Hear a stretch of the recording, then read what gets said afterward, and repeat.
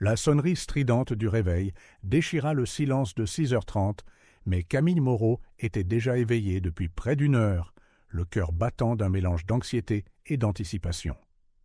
Ce jour n'était pas un jour comme les autres dans la vie de cette journaliste de 35 ans. Non, aujourd'hui était le jour où tout son travail acharné, toutes ses nuits blanches et tous ses week-ends sacrifiés allaient enfin porter leurs fruits. Camille se regarda dans le miroir, ajustant le tailleur bleu marine qu'elle avait soigneusement choisi la veille. Ses yeux verts, habituellement vifs et curieux, étaient aujourd'hui assombris par une détermination féroce. Elle prit une profonde inspiration, essayant de calmer les nerfs qui faisaient légèrement trembler ses mains. « Tu es prête pour ça, Camille ?» murmura-t-elle à son reflet. « Tu es née pour ça. » Alors qu'elle conduisait vers les bureaux du Journal de Paris, le plus grand quotidien de la capitale, Camille ne put s'empêcher de sourire. La réunion de 9h n'était pas une simple entrée dans son agenda. C'était la réunion qui pourrait changer sa vie à jamais. Après 12 ans de dévouement inlassable, gravissant les échelons de stagiaire à grand reporter, Camille était sur le point d'être nommée rédactrice en chef adjointe. C'était le tremplin qui la mettrait sur la bonne voie pour un jour diriger l'ensemble du journal. La circulation était étonnamment fluide ce mardi matin, comme si l'univers lui-même était de son côté. Camille vérifia l'horloge. 8h15, largement le temps d'arriver, de relire ses notes une dernière fois, et peut-être même de prendre un café pour apaiser ses nerfs. C'est alors que le destin décida d'intervenir. Au coin de l'avenue des Champs-Élysées et de la rue de Rivoli, à quelques rues seulement du journal, Camille vit quelque chose qui lui glaça le sang. Une petite fille, pas plus de 6 ans, avec des couettes blondes soigneusement nouées, s'apprêtait à traverser la rue. Le feu était encore vert pour les voitures, et un SUV noir fonçait vers l'intersection. Le temps sembla ralentir. Camille vit le conducteur du SUV, distrait par son téléphone. Elle vit l'expression innocente et insouciante de la petite fille, concentrée sur la poursuite d'un ballon rouge qui flottait de l'autre côté de la rue. Et elle vit la collision inévitable sur le point de se produire. Sans réfléchir une seconde, Camille freina brusquement, fit une embardée sur le côté et sauta de sa voiture. Ses talons claquèrent sur l'asphalte alors qu'elle courait vers la fillette. « Attention !» cria Camille, sa voix tranchant l'air matinal. La fille la regarda, confuse. Le SUV n'était plus qu'à quelques mètres. Camille se jeta en avant, attrapant l'enfant et roulant avec elle sur le trottoir. Le SUV passa en trombe, le klaxon hurlant furieusement. Pendant un instant, tout devint silencieux. Puis la réalité revint en une vague de sons et de sensations. Camille sentit le béton rugueux sous ses mains, entendit les cris effrayés des passants et réalisa le poids de la petite fille dans ses bras. « Est-ce que ça va ?» demanda Camille, se reculant un peu pour examiner l'enfant. La fillette, ses yeux bleus écarquillés par la peur, hocha lentement la tête. « Mon ballon ?» murmura-t-elle, montrant le ciel où le ballon rouge s'éloignait. Camille ne put s'empêcher de rire, un immense soulagement l'envahissant. « Je suis sûr qu'on peut en trouver un autre. »« Comment tu t'appelles, ma puce ?»« Chloé, » répondit timidement la fillette. « Eh bien, Chloé, tu nous as fait une sacrée peur. Où est ta maman ?»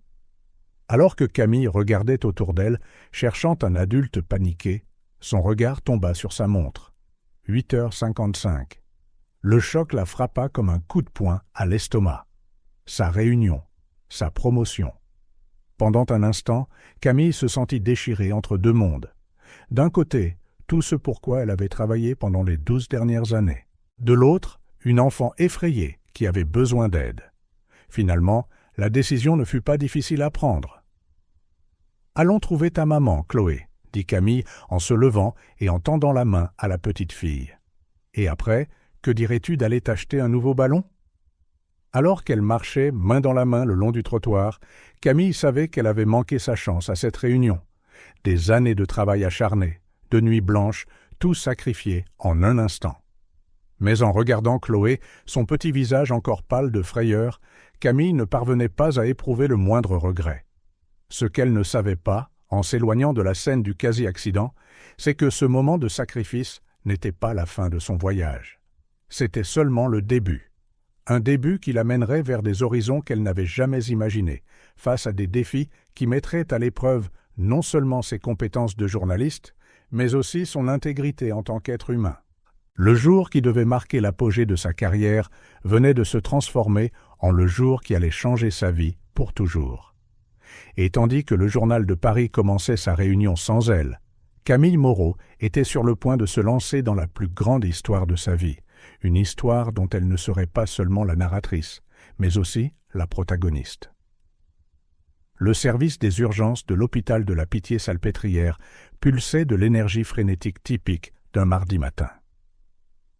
Camille Moreau était assise sur une chaise en plastique inconfortable, son tailleur bleu marine maintenant froissé et poussiéreux à cause du trottoir. À côté d'elle, Chloé balançait ses courtes jambes, ses yeux bleus observant avec curiosité l'environnement chaotique. « Est-ce que tu as mal quelque part, Chloé ?» demanda Camille pour la 3e fois en 10 minutes. La fillette secoua la tête, ses couettes rebondissant. « Non, mais j'ai faim et je veux ma maman. » Camille sourit doucement, essayant de masquer sa propre anxiété. « Je sais, ma chérie. On va bientôt trouver ta maman, je te le promets. » Pendant qu'elles attendaient d'être appelées, Camille ne pouvait s'empêcher de regarder l'horloge murale. 9h30. La réunion qui devait définir sa carrière avait commencé il y a une demi-heure. Son téléphone pesait dans sa poche comme une encre, lui rappelant constamment le choix qu'elle avait fait. Avec un profond soupir, Camille le sortit et composa le numéro de son patron, Philippe. Chaque sonnerie faisait battre son cœur plus vite. « Camille, où diable es-tu » tonna la voix de Philippe à l'autre bout du fil. « Philippe, il y a eu un accident. Je suis à l'hôpital et... » « À l'hôpital ? Tu vas bien ?» L'inquiétude dans sa voix était palpable, mais elle fut vite remplacée par de la frustration. « Camille, cette réunion est cruciale. Tout le conseil d'administration est là. » Camille ferma les yeux, sentant le poids de sa décision. « Je sais, Philippe, crois-moi, je le sais. Mais je ne pouvais pas... Il y a une enfant ici qui avait besoin d'aide. » Un long silence suivit à l'autre bout de la ligne. Quand Philippe parla enfin, sa voix était froide et professionnelle. « Je vois. Eh bien, je suppose que nous allons devoir reconsidérer certaines choses. On en reparlera quand tu seras de retour au bureau. » L'appel se termina brusquement, laissant Camille avec une boule dans la gorge. Elle regarda Chloé, qui jouait maintenant distraitement avec l'ourlet de sa chemise. La réalité de ce qui venait de se passer la frappa comme une vague. 12 ans. 12 ans de travail acharné, de sacrifices personnels, de relations mises de côté, tout cela pour le rêve de diriger un jour le journal de Paris. Et maintenant, en quelques minutes, ce rêve lui avait glissé entre les doigts. « Madame Moreau ?» Une voix la tira de ses pensées. Une infirmière lui sourit gentiment. « On peut voir Chloé maintenant. » L'examen fut rapide et, heureusement, ne révéla aucune blessure autre que quelques égratignures superficielles. Alors que l'infirmière appliquait un pansement coloré sur le genou de Chloé, Camille ne pouvait s'empêcher de réfléchir à la fragilité de la vie, à la façon dont tout pouvait basculer en un instant. De retour dans la salle d'attente, Camille se retrouva à un carrefour émotionnel. Une partie d'elle voulait se précipiter au journal, supplier pour une autre chance, expliquer la situation extraordinaire. Mais une autre partie d'elle, une partie qu'elle ne connaissait pas jusqu'à ce moment, ressentait une étrange paix, comme si pour la première fois depuis des années, elle avait fait quelque chose de vraiment significatif. « Camille ?» La petite voix de Chloé la ramena au présent. « Tu es une super-héroïne ?» La question prit Camille par surprise, la faisant rire. « Non, ma puce, je suis juste une journaliste. Mais tu m'as sauvée, comme une super-héroïne. » Les mots innocents de Chloé frappèrent Camille avec une force inattendue. Des larmes commencèrent à se former dans ses yeux, mais elle les retint rapidement. « Parfois, dit-elle doucement, faire ce qui est juste est le vrai super-pouvoir. » À ce moment, les portes des urgences s'ouvrirent de manière spectaculaire.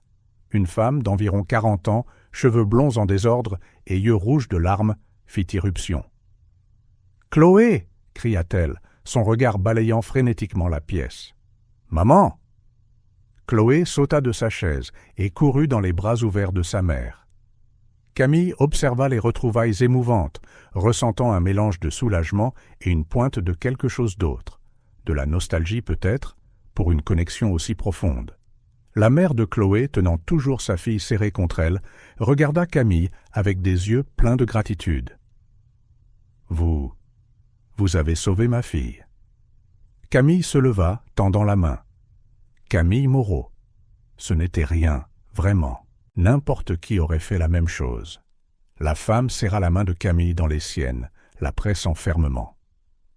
Isabelle Dupont. Et non, Camille. Tout le monde n'aurait pas fait ce que vous avez fait. Vous êtes un ange. Comment puis-je vous remercier? Camille sentit ses joues rougir. Savoir que Chloé est en sécurité est un remerciement suffisant, croyez-moi. Isabelle ne semblait pas convaincue.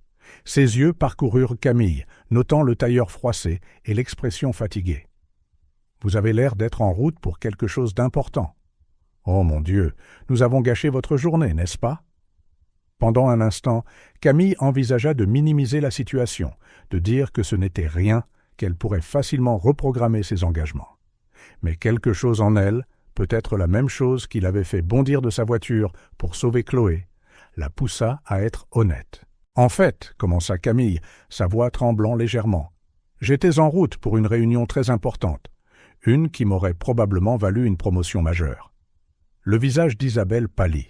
« Oh non, Camille, vous l'avez manqué à cause de nous. » Camille regarda Chloé, qui jouait maintenant joyeusement avec le pansement coloré sur son genou, complètement inconsciente du drame adulte qui se déroulait. « Vous savez quoi ? En regardant Chloé maintenant, en la voyant saine et sauve, je ne le regrette pas une seule seconde. » Les mots sortirent de sa bouche avant qu'elle ne puisse réfléchir, mais une fois prononcés, Camille réalisa qu'ils étaient vrais. Oui, elle avait sacrifié une opportunité professionnelle incroyable. Oui, des années de travail acharné semblaient s'être envolées. Mais à cet instant, en voyant la gratitude dans les yeux d'Isabelle et l'innocence dans le sourire de Chloé, Camille sentit qu'elle avait gagné quelque chose de bien plus précieux. Isabelle, les larmes aux yeux, serra soudainement Camille dans ses bras. « Vous êtes une personne incroyable, Camille Moreau. Le monde a besoin de plus de gens comme vous. » En lui rendant son étreinte, Camille sentit quelque chose changer en elle, un sentiment de finalité différent de tout ce qu'elle avait connu dans sa carrière. Elle ne savait pas ce que l'avenir lui réservait, comment elle expliquerait cela à ses collègues, ou ce qu'elle ferait ensuite. Mais pour la première fois depuis longtemps, elle se sentait exactement là où elle devait être. Quand Isabelle se retira enfin, elle sortit une carte de visite de son sac. « S'il vous plaît, appelez-moi. J'insiste pour faire quelque chose, pour vous remercier convenablement. » Camille accepta la carte, plus par courtoisie qu'autre chose. Mais quand ses yeux tombèrent sur le nom imprimé, elle eut l'impression que le sol se dérobait sous ses pieds. Isabelle Dupont, propriétaire et rédactrice en chef, Le Journal de Paris. Le monde de Camille tourna. De toutes les personnes, dans tous les endroits, elle avait sauvé la fille de sa patronne, la femme qu'elle avait indirectement déçue en manquant la réunion la plus importante de sa carrière. Alors qu'Isabelle et Chloé prenèrent congé, promettant de rester en contact, Camille resta là, la carte de visite pesant dans sa main comme du plomb. Le jour qui avait commencé avec la promesse d'une grande promotion qui s'était transformée en un cauchemar professionnel venait de prendre un autre tournant inattendu. Et Camille Moreau, la journaliste qui avait toujours su exactement ce qu'elle voulait et comment l'obtenir, se retrouvait soudain en territoire complètement inconnu, sans la moindre idée de ce que l'avenir lui réservait. Le café au coin de la rue de l'Hôpital était presque vide à cette heure de la matinée. Camille remuait distraitement son cappuccino, tandis qu'Isabelle Dupont était assise en face d'elle, Chloé dormant doucement sur les genoux de sa mère. Le silence entre elles était lourd, chargé de mots non dits et de révélations imminentes. Camille prit une profonde inspiration, rassemblant son courage. « Madame Dupont, Isabelle, s'il vous plaît, l'interrompit la femme plus âgée avec un sourire doux. « Isabelle, se corrigea Camille, je pense que je vous dois une explication complète sur ce qui s'est passé ce matin. » Isabelle hocha la tête, ses yeux fixés sur Camille, avec une intensité qui donnait à la journaliste l'impression d'être sous un microscope. « J'étais en route pour le travail, commença Camille, sa voix tremblant légèrement. C'était un jour important pour moi. Après 12 ans au Journal de Paris, j'étais sur le point d'être promue rédactrice en chef adjointe. Les yeux d'Isabelle s'écarquillèrent légèrement, mais elle resta silencieuse, permettant à Camille de continuer. La réunion était à 9 heures. J'étais en avance. Tout était parfait. Et puis, Camille regarda Chloé qui dormait paisiblement. « J'ai vu votre fille. La voiture qui fonçait. Je ne pouvais pas rester là sans rien faire. » Camille fit une pause, déglutissant difficilement. « J'ai manqué la réunion. J'ai probablement manqué la promotion.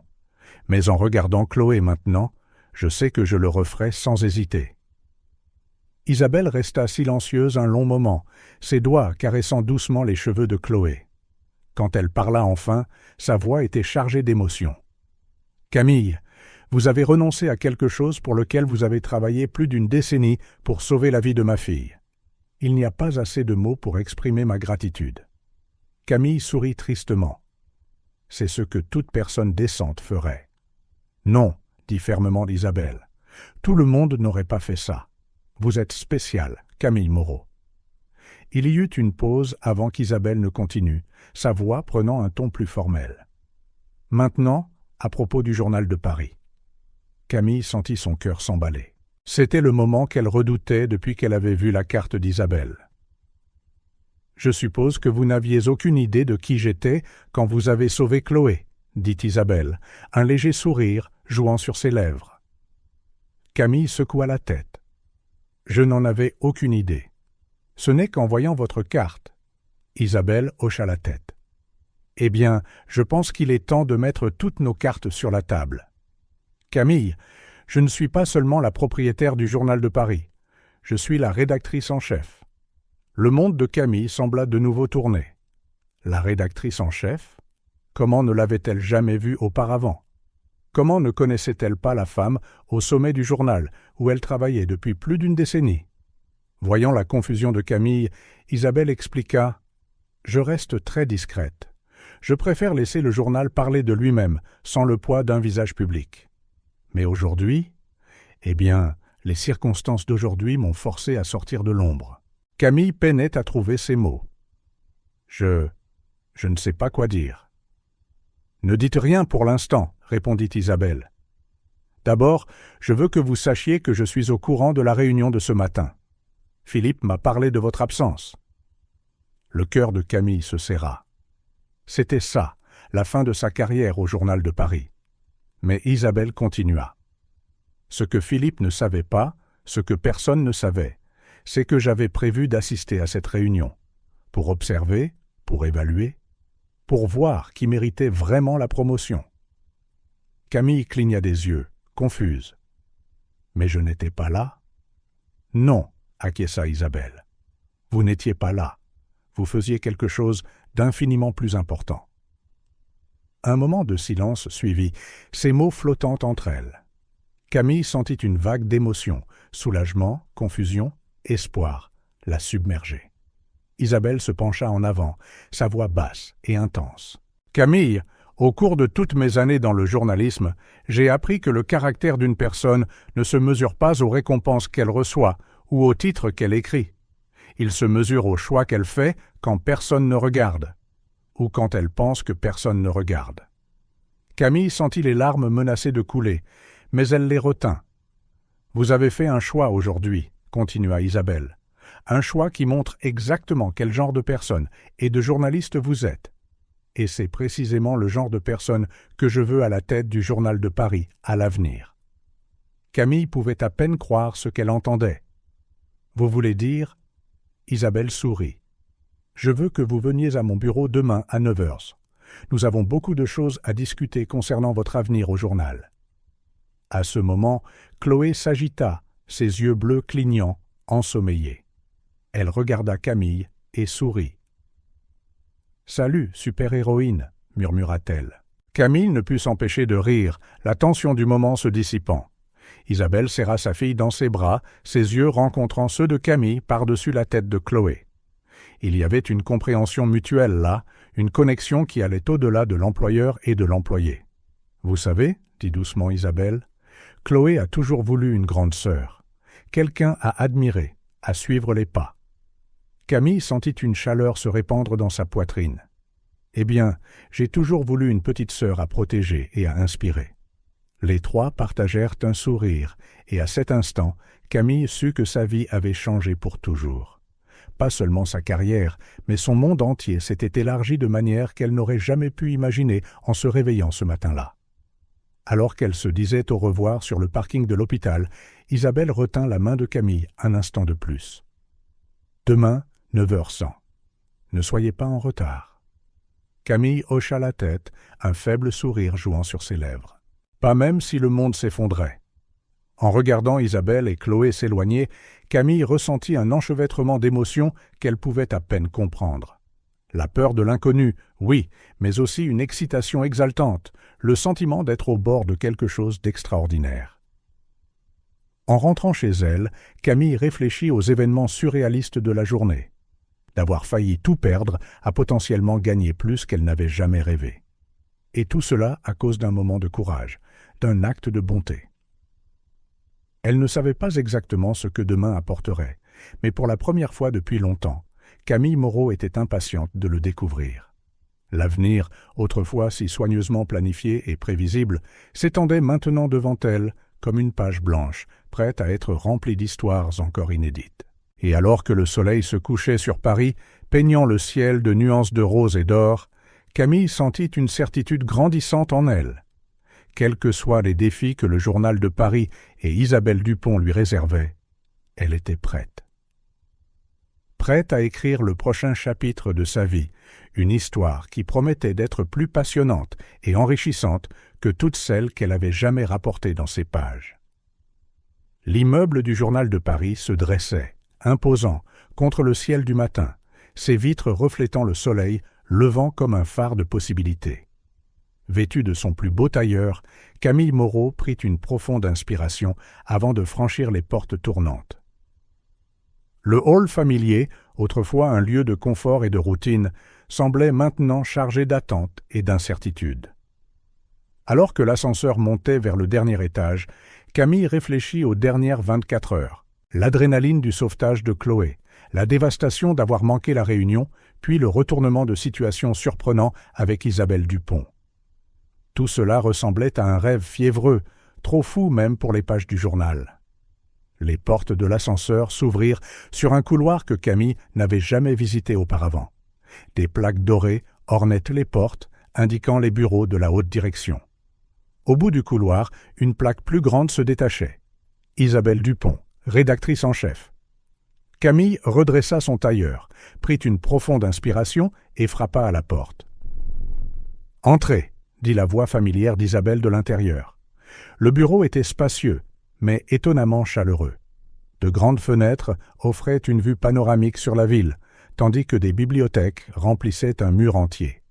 Isabelle était assise derrière un bureau en acajou massif, un sourire chaleureux sur le visage. « Camille, bienvenue. Je vous en prie, asseyez-vous. » Camille obéit, ses mains tremblant légèrement alors qu'elle s'installait dans le fauteuil en cuir. Isabelle l'observa un instant avant de parler. « Avant de commencer, je veux que vous sachiez que Chloé n'a pas cessé de parler de sa super-héroïne depuis hier. » Camille sentit ses joues s'empourprer. C'est une enfant adorable. « Oui, elle l'est, » acquiesça Isabelle, son regard s'adoucissant. Puis, se redressant sur sa chaise, elle adopta un ton plus professionnel. « Mais nous sommes ici pour parler de vous, Camille, et de l'avenir du journal de Paris. » Camille hocha la tête, sentant la tension se resserrer dans son estomac. « Je vais aller droit au but, » commença Isabelle. « Je vous offre le poste de rédactrice en chef du journal de Paris. » Le monde sembla s'arrêter un instant. Camille cligna des yeux, certaine d'avoir mal entendu. « Pardon, vous avez dit rédactrice en chef ?» Isabelle sourit. « Exactement. Pas rédactrice en chef adjointe, mais rédactrice en chef à part entière. » Camille eut l'impression que l'air avait été aspiré de la pièce. « Mais... et vous ?»« Je me retire de la gestion quotidienne, » expliqua Isabelle. « Je resterai propriétaire et au conseil d'administration, mais il est temps pour du sang neuf de mener le journal vers l'avenir. » L'esprit de Camille tourbillonnait. C'était plus, bien plus, que ce dont elle avait jamais rêvé. « Isabelle, je ne sais pas quoi dire. C'est un honneur incroyable, mais... » « Mais vous vous demandez si vous êtes prête ?» termina Isabelle. Camille hocha la tête, reconnaissante de cette compréhension. Isabelle se leva, se dirigeant vers la fenêtre. « Camille, le journalisme est à un carrefour. Les réseaux sociaux, les fausses nouvelles, la méfiance du public. Nous avons besoin de dirigeants qui non seulement comprennent la profession, mais qui possèdent un sens inébranlable de l'éthique et de la compassion. » Elle se tourna pour faire face à Camille. « Hier, vous avez montré que vous aviez les deux en abondance. Vous avez sacrifié une opportunité professionnelle pour sauver une vie. C'est exactement le genre de jugement et d'intégrité que je veux à la tête de ce journal. » Camille sentit une chaleur se répandre en elle, un mélange de fierté et de détermination. « Quelle est votre vision pour le journal, Isabelle ?» Les yeux d'Isabelle s'illuminèrent de passion. Je veux que nous soyons plus qu'un simple journal. Je veux que nous soyons un phare de vérité dans un monde rempli de désinformation. Je veux que nous racontions les histoires qui doivent être racontées, que nous donnions une voix à ceux qui n'en ont pas, que nous demandions des comptes aux puissants. Camille se pencha en avant, absorbant chaque mot. Mais plus que cela, continua Isabelle, je veux que nous inspirions le changement, pour que nos histoires non seulement informent, mais motivent les gens à agir, à se soucier, à faire une différence dans leur communauté.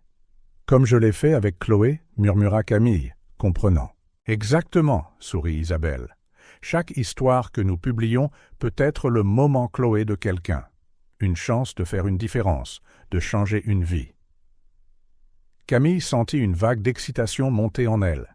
C'était une vision audacieuse, ambitieuse, mais c'était le genre de journalisme qu'elle avait toujours rêvé de pratiquer.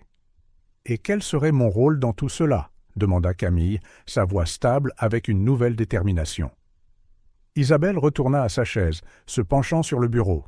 « Vous seriez la gardienne de cette vision, Camille. Vous dirigeriez notre équipe, guideriez notre couverture, vous assureriez que nous maintenons nos normes éthiques tout en nous adaptant à un paysage médiatique en constante évolution. » Camille hocha lentement la tête, l'énormité du défi s'installant. « Ce ne sera pas facile. »« Non, » acquiesça Isabelle. « Il y aura de la résistance, tant en interne qu'en externe. Vous devrez prendre des décisions difficiles, équilibrer l'intégrité journalistique avec les réalités commerciales. Mais je crois que vous avez ce qu'il faut. » Un instant de silence régna dans le bureau.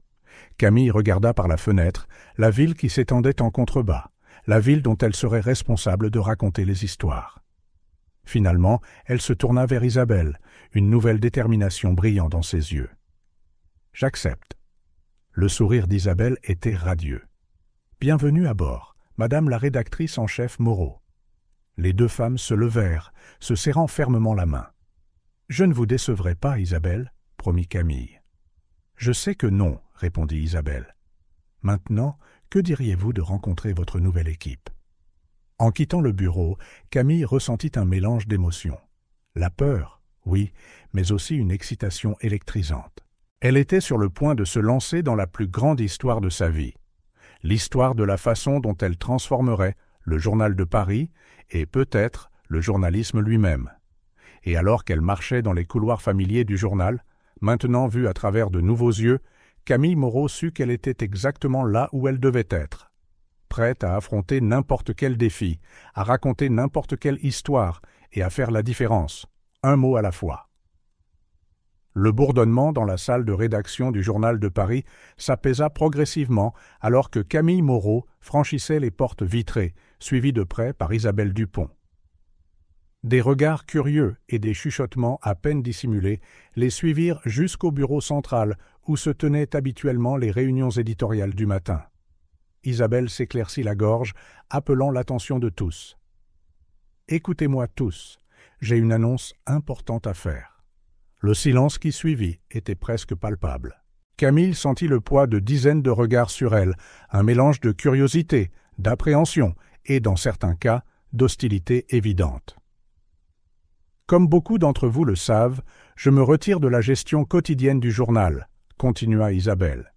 Et j'ai le plaisir d'annoncer que Camille Moreau sera notre nouvelle rédactrice en chef. Le choc était visible sur les visages autour d'elle. Camille vit Philippe Lemaire, son ancien patron, pâlir visiblement. D'autres semblaient confus, tandis que certains souriaient en signe d'approbation.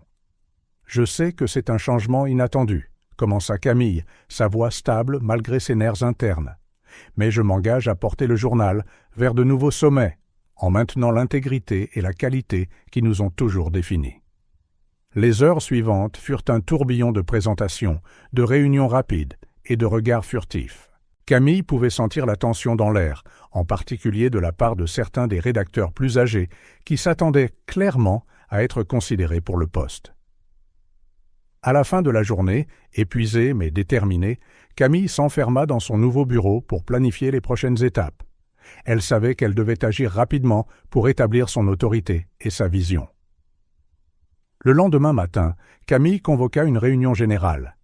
La salle de conférence était bondée, l'atmosphère épaisse d'anticipation et d'appréhension.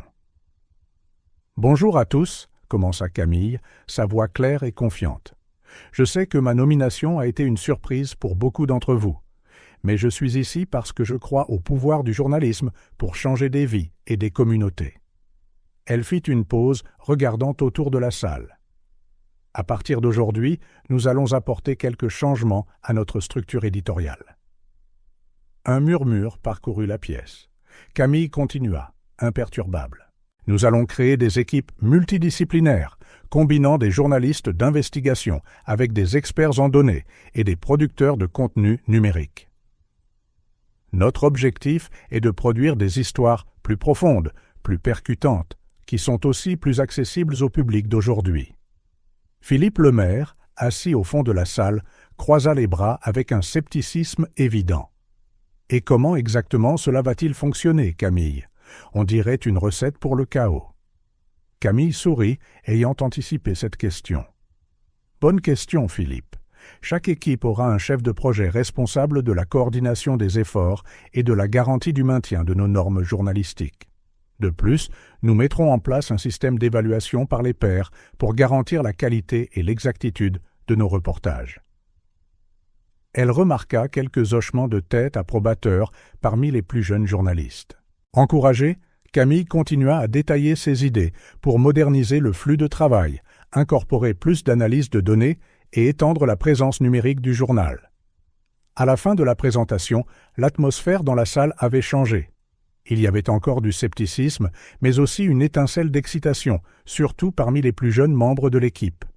Dans les semaines qui suivirent, Camille travailla sans relâche pour mettre en œuvre ces changements. Il y eut de la résistance, bien sûr.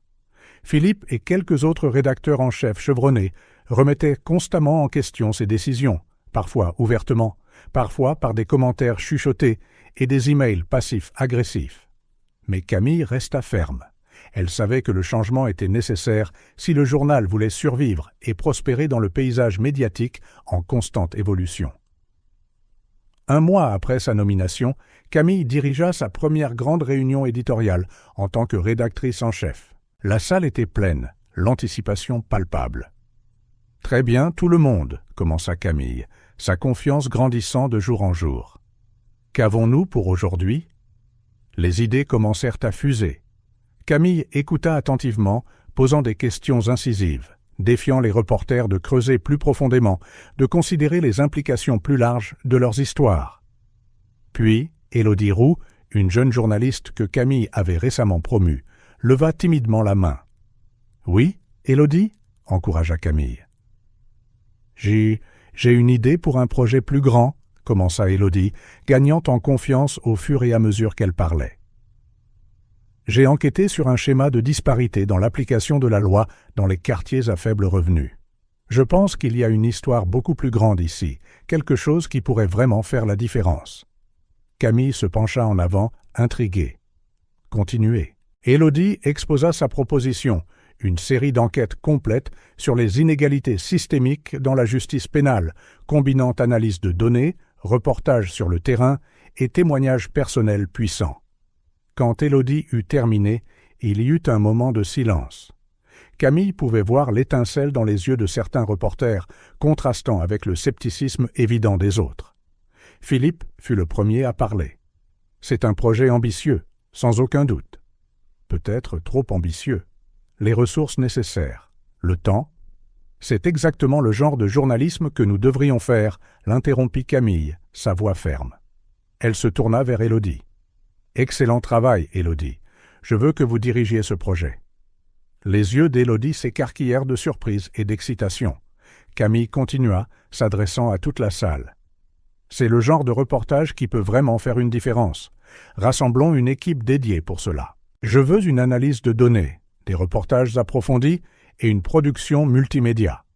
Nous raconterons cette histoire d'une manière qui ne pourra pas être ignorée. L'énergie dans la pièce changea de manière perceptible. Même les sceptiques semblaient intrigués par le défi. Cela demandera beaucoup de nous tous, conclut Camille. Mais c'est pour ça que nous sommes devenus journalistes, n'est-ce pas? Pour raconter les histoires qui doivent être racontées, pour donner une voix à ceux qui n'en ont pas. À la fin de la réunion, Camille pouvait sentir une nouvelle énergie pulser à travers la salle de rédaction. Il y aurait des défis à venir, bien sûr, des budgets à équilibrer, des égos à gérer, des délais à respecter. Mais pour la première fois depuis sa prise de fonction, Camille se sentait vraiment aux commandes. En retournant à son bureau, Camille s'arrêta un instant, observant le bourdonnement de la salle de rédaction. Des reporters parlant avec enthousiasme, des designers esquissant des mises en page, le clic constant des claviers. C'était le son du journalisme vivant, vibrant, prêt à faire la différence. Et Camille Moreau était au centre de tout cela, prête à mener le Journal de Paris dans une nouvelle ère. Avec un sourire déterminé, Camille retourna au travail. Le vrai défi ne faisait que commencer, mais elle était plus que prête à y faire face. Le bureau de Camille Moreau bourdonnait d'une énergie électrique le lendemain de cette réunion éditoriale. Elle avait rassemblé une équipe de choc pour donner vie à l'ambitieux projet d'enquête d'Élodie. Autour de la table de conférence, des visages impatients et déterminés la regardaient, attendant ses instructions. « Bonjour à tous », commença Camille, son ton un mélange d'autorité et d'enthousiasme.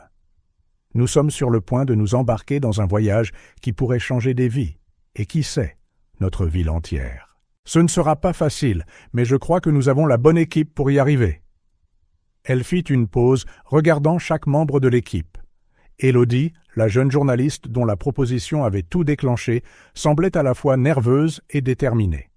À côté d'elle se trouvait Michel Leclerc, un journaliste d'investigation chevronné, connu pour sa ténacité. Puis Céline Petit, une brillante analyste de données, et Julien Bernard, un talentueux producteur multimédia. « Élodie, » dit Camille en se tournant vers la jeune journaliste, « vous serez la chef de ce projet. Votre vision et votre passion nous ont amenés ici, et je vous fais confiance pour nous guider. » Les yeux d'Élodie s'écarquillèrent de surprise, mais elle hocha fermement la tête. « Je ne vous décevrai pas, Camille. »« Michel, votre expérience est cruciale, » continua Camille. « Je veux que vous encadriez Élodie et l'équipe dans les nuances du reportage d'investigation à long terme. » Le journaliste chevronné sourit, une étincelle d'excitation dans les yeux. « Ce sera un plaisir, chef. » Camille continua, décrivant les responsabilités de chaque membre et fixant les premiers délais. Au fur et à mesure que la réunion avançait, elle pouvait sentir l'énergie monter dans la pièce. Ce n'était pas juste un autre projet, c'était une mission.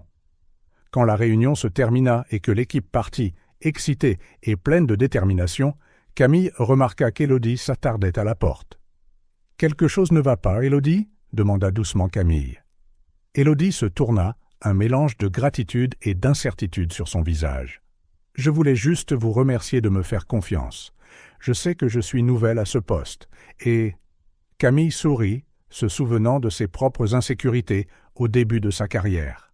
« Élodie, vous avez l'instinct et la passion nécessaires pour ce travail. Le reste, vous l'apprendrez en cours de route. Je suis là pour vous soutenir. » Un moment de compréhension passa entre elles. Ce qui avait été autrefois une subtile rivalité, la nouvelle venue ambitieuse contre la journaliste établie, se transformait en autre chose, du mentorat, du respect mutuel, et Camille réalisa les débuts d'une amitié. « Que diriez-vous d'un café après le travail ?» suggéra Camille. « Nous pourrons discuter davantage du projet, et peut-être d'autres choses aussi. » Le visage d'Élodie s'illumina. « J'adorerais ça. » Au fil des jours, Camille se retrouva de plus en plus immergée dans le rythme effréné de son nouveau poste. Des réunions sans fin, des décisions cruciales, la pression constante de maintenir le journal pertinent et rentable. Mais au milieu du chaos, elle découvrit une oasis de calme inattendue dans ses conversations avec Élodie. Leurs séances de café après le travail devinrent un rituel presque quotidien. Bien sûr, elles discutaient du projet, mais elles partageaient aussi des histoires personnelles, des aspirations et des peurs. À travers les yeux enthousiastes d'Élodie, Camille revisitait son propre parcours, ravivant sa passion pour le journalisme. C'est lors d'une de ces conversations que le téléphone de Camille sonna. C'était Isabelle Dupont. « Camille, désolé de vous déranger après les heures de bureau, mais Chloé me supplie de visiter la salle de rédaction. Ça vous dérangerait si nous passions demain ?» Camille sourit, se souvenant de la petite fille qui avait involontairement changé le cours de sa vie. « Bien sûr que non. Ce sera un plaisir de vous accueillir. » Le lendemain, le bourdonnement habituel de la salle de rédaction fut interrompu par une voix d'enfant excitée. « Regarde, maman, c'est ici qu'il fabrique les nouvelles ?» Camille sortit de son bureau pour trouver Chloé, les yeux écarquillés d'émerveillement, tirant la main d'Isabelle, en montrant tout et tout le monde. « Bienvenue au Journal de Paris, Chloé, » dit Camille en s'agenouillant à la hauteur de la fillette. « Camille !» cria Chloé en se jetant dans ses bras pour une étreinte improvisée. « Tu es toujours une super-héroïne ici ?» Camille rit, sentant le regard affectueux d'Isabelle sur elle. « Eh bien, par ici, nous essayons tous d'être un peu comme des héros, en racontant des histoires importantes qui peuvent aider les gens. » Les yeux de Chloé pétillèrent. « Je peux être une héroïne aussi ?»« Bien sûr que tu peux, » répondit Camille, une idée se formant dans son esprit. « Que dirais-tu d'être notre reporter spécial pour la journée ? Tu peux poser des questions à tout le monde et ensuite me raconter ce que tu as découvert. » Chloé hocha la tête avec enthousiasme, courant immédiatement vers le journaliste le plus proche avec un « Pourquoi avez-vous choisi d'être journaliste ?» Alors que Chloé zigzaguait à travers la salle de rédaction, laissant des sourires sur son passage, Camille et Isabelle regardaient avec tendresse. « Elle pose beaucoup de questions sur vous, » commenta doucement Isabelle. « Je pense que vous avez gagné une fan pour la vie. » Camille sentit une chaleur se répandre dans sa poitrine. « C'est une petite fille incroyable, Isabelle. Vous avez toutes les deux changé ma vie d'une manière que je n'aurais jamais imaginée. » Isabelle sourit, une pointe de tristesse dans les yeux. « Parfois, je me demande si je lui accorde assez d'attention avec toutes les exigences du journal. » Camille posa une main rassurante sur l'épaule d'Isabelle. « Hé, vous faites un excellent travail. Chloé en est que la preuve. » Juste à ce moment, Chloé revint en courant, débordant d'excitation. « Camille, Camille, j'ai appris tellement de choses. Je peux écrire une histoire sur ma visite ?» Camille échangea un regard complice avec Isabelle avant de se tourner vers Chloé. « Ce serait merveilleux. Que dirais-tu d'être notre chroniqueuse junior pour une journée ?»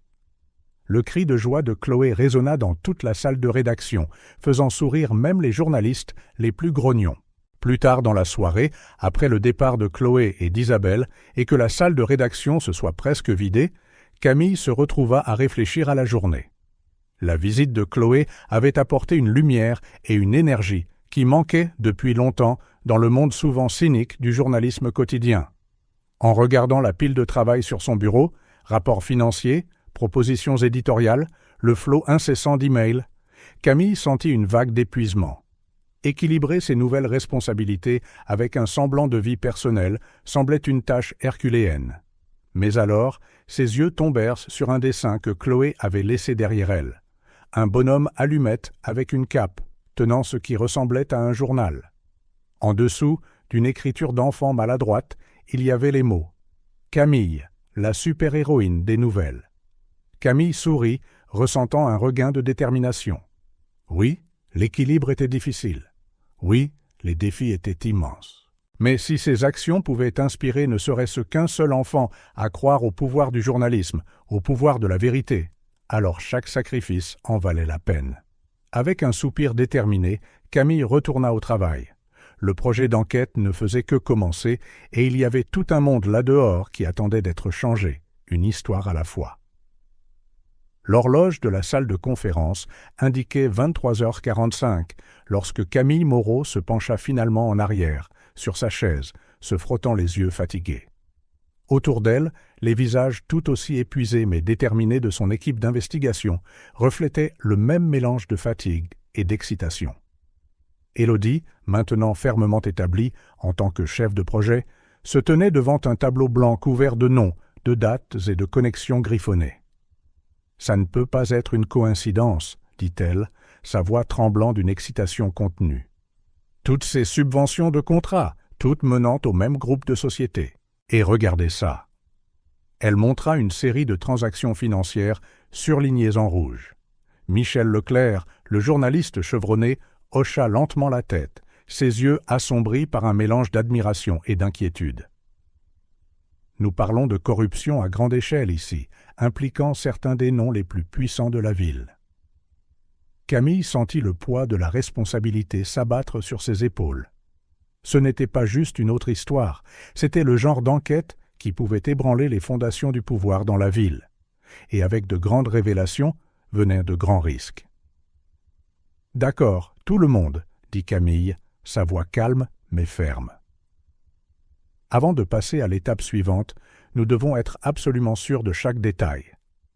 Céline, se tourna-t-elle vers l'analyste de données, je veux que vous revoyiez chaque chiffre, chaque transaction. S'il y a ne serait-ce qu'une fraction de doute, nous enquêtons davantage. » Céline hocha la tête, ses doigts volant déjà sur son clavier d'ordinateur portable. « Michel, Élodie, continua Camille, vous dirigerez les entretiens avec nos sources. Rappelez-vous, l'éthique avant tout. Nous ne promettons rien que nous ne puissions tenir. Nous ne manipulons pas l'information et nous protégeons toujours nos sources. » Les deux journalistes échangèrent des regards déterminés, la confiance de Camille renforçant leur propre résolution. Julien, s'adressa Camille au producteur multimédia, je veux que vous commenciez à réfléchir à la manière dont nous présenterons cela visuellement. Des graphiques, des infographies, peut-être même un documentaire vidéo. Nous devons rendre cette histoire accessible et percutante pour le grand public. Alors que l'équipe se dispersait, chacun avec des tâches clairement définies, Camille ressentit un mélange de fierté et d'appréhension. Ils étaient au bord de quelque chose de grand, quelque chose qui pourrait définir leur carrière et peut-être même changer la ville. Mais la route à parcourir était loin d'être facile. Au cours des semaines suivantes, l'enquête prit de l'ampleur. Élodie et Michel passèrent des journées entières dans les rues, interrogeant des sources et suivant des pistes. Céline vivait pratiquement dans la salle des données, découvrant des connexions cachées dans des montagnes de dossiers financiers. Julien travaillait sans relâche, transformant des informations complexes en visuels clairs et percutants. Pendant ce temps, Camille partageait son temps entre la direction de l'équipe et la gestion des pressions externes croissantes. Des rumeurs sur l'enquête commencèrent à se répandre et bientôt, elle dut faire face à des appels téléphoniques, cryptiques et à des conseils amicaux de la part de personnalités puissantes de la ville. Un après-midi particulièrement tendu, Camille reçut une visite inattendue dans son bureau. C'était le maire Dubois, son sourire affable masquant à peine la tension dans ses yeux. « Camille, ma chère, commença-t-il, sa voix sirupeuse. « J'ai entendu dire que vous et votre équipe travaillez sur quelque chose de sensible. J'espère que vous êtes prudent. Vous savez comment les choses peuvent être facilement mal interprétées. » Camille garda un visage impassible, des années d'expérience journalistique la servant bien à ce moment. « Monsieur le maire, j'apprécie votre sollicitude. Soyez assuré que le Journal de Paris s'efforce toujours d'atteindre la plus grande exactitude et intégrité dans nos reportages. » Le sourire du maire vacilla un instant. « Bien sûr, je pensais juste passer pour vous rappeler que... » Eh bien, certaines histoires peuvent avoir des conséquences considérables pour toutes les personnes impliquées. Quand le maire partit enfin, Camille sentit le poids de ces mots persister dans l'air. La menace voilée était claire, mais elle ne fit que renforcer sa détermination. Cette nuit-là, Camille convoqua une réunion d'urgence avec son équipe. Dans une salle de conférence fermée, les stores baissés, elle raconta ce qui s'était passé. « Écoutez-moi, dit-elle, sa voix basse et intense. Les choses vont devenir plus difficiles à partir de maintenant. Il y aura de la pression, peut-être même des menaces. Si quelqu'un veut se retirer du projet maintenant, je comprendrai parfaitement. Un silence tendu suivit. Puis Élodie se leva, ses yeux brillants de détermination. « Je ne suis pas arrivé jusqu'ici pour abandonner maintenant. J'y suis, quoi qu'il arrive. » Un par un, les autres membres de l'équipe exprimèrent leur engagement. Michel, de sa voix bourrue, résuma le sentiment de tous. « C'est pour ça que nous sommes devenus journalistes, non ? Pour dire la vérité, peu importe qui ça dérange. » Camille sentit une vague de fierté et de gratitude. « Très bien alors. À partir de maintenant, la sécurité est notre priorité absolue. Personne ne travaille seul, toutes les communications sont cryptées, et si quelqu'un se sent suivi ou menacé, faites-le moi savoir immédiatement. » Dans les semaines qui suivirent, la pression ne fit qu'augmenter. Des annonceurs commencèrent à exprimer des inquiétudes quant à leur relation avec le journal. Des sources autrefois fiables se turent soudainement. Camille remarqua même une voiture suspecte garée devant son appartement pendant plusieurs nuits d'affilée. Mais au lieu de reculer, Camille et son équipe ne firent qu'intensifier leurs efforts. Ils travaillaient de longues heures, dormant souvent au bureau. Camille mettait un point d'honneur à toujours être présente, à diriger par l'exemple et à offrir son soutien chaque fois que nécessaire. Une nuit, alors qu'ils examinaient une nouvelle série de documents, Élodie regarda Camille avec un mélange d'admiration et d'inquiétude. « Comment faites-vous, Camille, avec toute cette pression, toutes ces menaces? N'avez-vous pas peur ?» Camille fit une pause, réfléchissant à la question. « Bien sûr que j'ai peur, Élodie. Mais vous savez ce qui me fait plus peur ? L'idée de rester silencieuse quand je sais que quelque chose de mal se passe. La peur de décevoir des gens comme vous, comme notre équipe, qui m'ont fait confiance pour diriger. Et surtout, la peur de décevoir le public qui compte sur nous pour dire la vérité. » Elle fit une pause, un doux sourire se formant sur ses lèvres. « D'ailleurs, j'ai une petite fan qui me voit comme une super-héroïne. Je ne peux pas la laisser tomber, n'est-ce pas ?» Élodie rit, la tension dans la pièce s'apaisant légèrement. « Chloé vous a vraiment marqué, hein ?»« Plus qu'elle ne le saura jamais, » répondit doucement Camille. À ce moment, comme pour répondre aux paroles de Camille, l'ordinateur de Céline émit un bip urgent. Tout le monde se tourna vers elle, dans l'attente. Céline regarda l'écran, ses yeux s'écarquillant.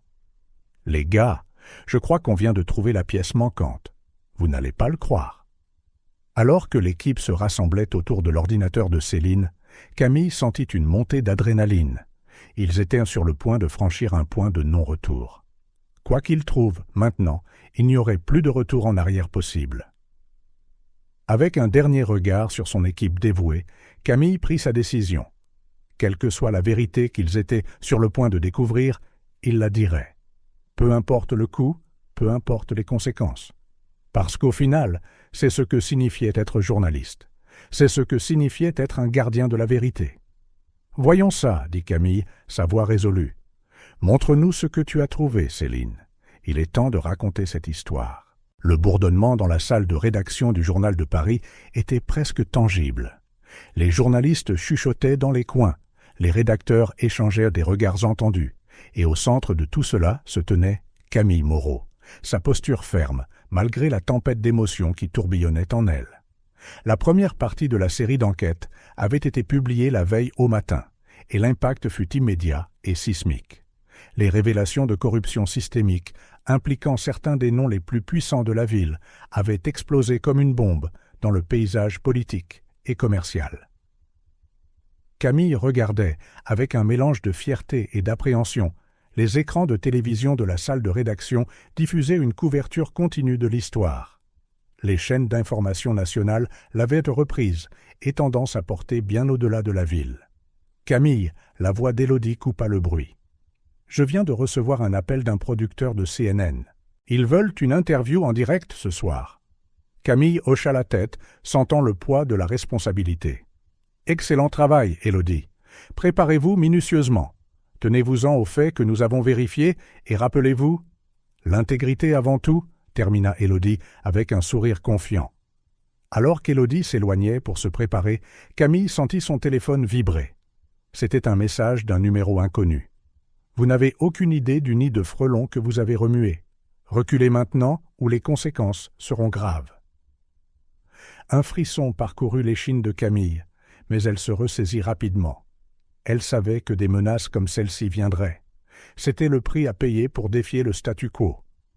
Cet après-midi-là, Camille fut surprise par une visiteuse inattendue dans son bureau. Isabelle Dupont entra, le visage empreint d'inquiétude. « Camille, nous devons parler », commença Isabelle en fermant la porte derrière elle. « Cette enquête, elle devient dangereuse. » Camille se redressa sur sa chaise, prête à défendre leur travail. « Isabelle, je sais que les risques sont élevés, mais… » « Laissez-moi finir, » l'interrompit doucement Isabelle. « Je suis inquiète, oui, en tant que votre amie et en tant que propriétaire de ce journal, mais je suis aussi incroyablement fière du travail que vous et votre équipe accomplissez. » Camille sentit un nœud dans sa gorge se desserrer. « Donc, vous nous soutenez ?» Isabelle sourit, bien que l'inquiétude soit encore visible dans ses yeux. « Absolument. Je veux juste m'assurer que vous prenez toutes les précautions nécessaires. Cette histoire est plus grande que nous ne l'imaginions. » Les deux femmes passèrent l'heure suivante à discuter de mesures de sécurité supplémentaires pour l'équipe et leurs sources. Quand Isabelle se leva enfin pour partir, elle s'arrêta à la porte. « Oh, et Camille ! Chloé vous a vu à la télévision hier soir. Elle a dit que sa super-héroïne préférée était en train de sauver la ville. » Camille ne put retenir un sourire, sentant une nouvelle vague de détermination. Si un enfant pouvait voir l'importance de ce qu'il faisait, alors ils étaient sur la bonne voie. Les jours qui suivirent furent des montagnes russes d'émotions et de découvertes. L'équipe travailla sans relâche, suivant chaque piste, vérifiant et revérifiant chaque fait. Camille dirigeait par l'exemple, étant souvent la première arrivée et la dernière partie. Une nuit tard, Michel fit irruption dans le bureau de Camille, ses yeux brillants d'un mélange de choc et d'excitation. « Camille, vous devez voir ça !» haleta-t-il, laissant tomber une pile de documents sur son bureau. « Vous vous souvenez de ce politicien qui semblait propre ? Eh bien, il ne l'est pas. » Camille se pencha sur les papiers, son cœur s'emballant alors qu'elle absorbait l'information. Ce qu'ils avaient là n'était pas juste une autre pièce du puzzle, c'était une révélation qui changeait toute la perspective de l'enquête. « Ça change tout », murmura Camille, son esprit déjà en train de parcourir les implications. « Michel, rassemblez l'équipe. Nous devons repenser notre approche. » Dans les heures qui suivirent, la salle de conférence devint un tourbillon d'activités. Les tableaux blancs furent remplis et effacés, les connexions dessinées et redessinées. L'histoire qu'ils pensaient raconter s'élargit soudainement en quelque chose de beaucoup plus grand et de bien plus sombre. « C'est comme une toile d'araignée », observa Élodie, sa voix un mélange d'admiration et d'horreur. « Chaque fil que nous tirons révèle plus de connexions, plus de corruption. » Camille hocha la tête, sentant plus que jamais le poids de la responsabilité. « Et c'est notre travail de démêler cette toile, peu importe où elle nous mène. » Alors que la nuit s'étirait jusqu'au petit matin, l'équipe commença enfin à voir la situation dans son ensemble. Ce qui avait commencé comme une enquête sur la corruption locale s'était transformé en quelque chose de beaucoup plus grand, un réseau d'influence et de pouvoir s'étendant au plus haut niveau du gouvernement national. Camille regarda son équipe épuisée mais déterminée, ressentant un mélange de fierté et d'appréhension. Ils étaient sur le point de secouer non seulement la ville, mais potentiellement le pays tout entier. « Les gens, » dit Camille, sa voix calme mais chargée d'émotion.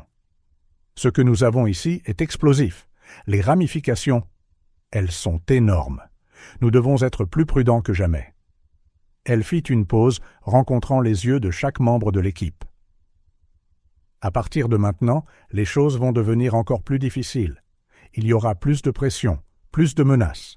Si quelqu'un veut se retirer, c'est le moment. » Le silence qui suivit fut rompu par Élodie, qui se leva, la détermination flambant dans ses yeux. « Je ne suis pas venue si loin pour abandonner maintenant.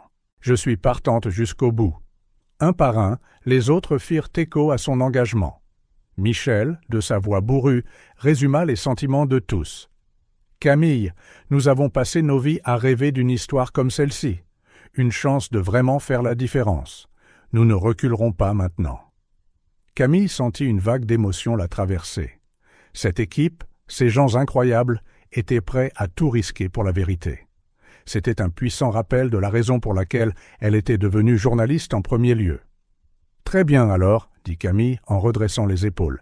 Faisons le bien, pour la vérité, pour la justice et pour tous les gens qui comptent sur nous pour raconter cette histoire. » Alors que le soleil levant commençait à éclairer la salle de conférence, Camille et son équipe se préparaient à plonger encore plus profondément dans l'enquête. Ils savaient que les défis à venir seraient immenses, mais ils savaient aussi qu'ils se tenaient au bord de quelque chose de vraiment historique. Et Camille Moreau, la journaliste qui rêvait autrefois de changer le monde avec ses mots, était sur le point de le faire. Le bureau de Camille Moreau était plongé dans un silence tendu. Des piles de documents, de photos et de graphiques couvraient toutes les surfaces disponibles. Au centre de tout cela se trouvait Camille, les yeux fixés sur son écran d'ordinateur, relisant la version finale de la série d'articles qui pourrait tout changer. Un léger coup à la porte brisa sa concentration. Élodie entra, portant 2 tasses de café fumantes. « Je pensais que vous en auriez besoin, » dit Élodie en posant une tasse sur le bureau de Camille. « Comment ça va ?» Camille soupira, se frottant les yeux fatigués. « Presque fini. C'est juste l'ampleur de tout ça. Parfois, je me demande si nous sommes vraiment prêts pour les conséquences. » Élodie hocha la tête avec sympathie. « Je sais. Mais Camille, ce que nous avons découvert, le public a le droit de savoir. » « Vous avez raison, » acquiesça Camille en se redressant sur sa chaise. « Rassemblons l'équipe. Il est temps de finaliser ça. » Dans la salle de conférence, l'atmosphère était électrique. Michel, le journaliste chevronné, se tenait devant un tableau blanc rempli de noms et de connexions. Céline, l'analyste de données, tapait furieusement sur son ordinateur portable, apportant les dernières retouches aux graphiques qui accompagneraient le rapport. « Très bien, tout le monde, » commença Camille, sa voix ferme malgré sa nervosité. « Nous sommes dans la dernière ligne droite. Je veux que nous passions en revue chaque détail une dernière fois. Nous ne pouvons laisser aucune ouverture aux contestations. » Les heures suivantes furent un tourbillon de discussions animées, de vérifications méticuleuses des faits et de corrections minutieuses. Chaque mot, chaque virgule fut examiné et réexaminé. Quand ils eurent terminé, il était bien plus de minuit.